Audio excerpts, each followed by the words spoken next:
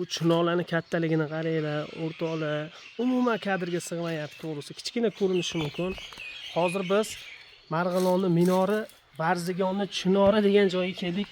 O'rtoqlar, adashmadinglar, biz Chust tumanining Varzigon qishlog'iga tashrif buyurdik.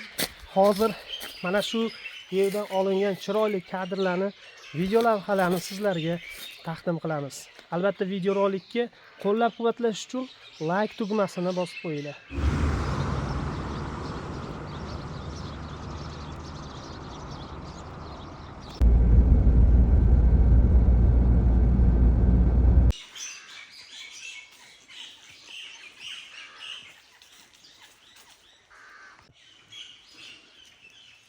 O'rtoqlar, manzarani ko'ringlar.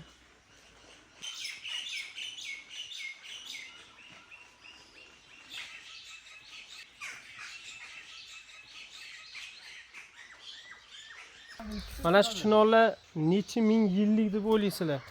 Muxtorjon, siz nima deysiz? Assalomu alaykum, qadrli do'stlar. Bilmadim, lekin mana shundoq yana bir 5 quloch kelsa kerak menimcha. Barcha katta joy ekanmiz. Necha ming yillik deb o'ylaysiz mana shu chinorlarni? 1000 yillik bo'lsa, bir asrdan ko'proq bo'lsa kerak menimcha. Vau! Bir asr degani 100 yildan. Shunaqami? Bir asr bo'lishi mumkin mana shu chinorlar. Lekin mana jim eshityapti. Vaqti bor.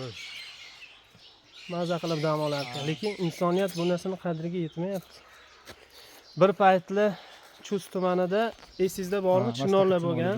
Ba'zi bir insonlar bilan chinorlar urushib qolgan, jang bo'lgan.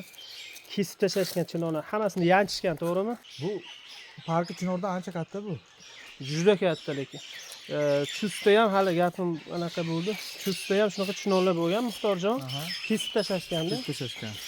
Ancha viloyatga kesib tashlashgan o'zi. Bu chinorlar qolib ketgan ekan, mana shuni kesishmagan. Mana shu ko'rinmagan.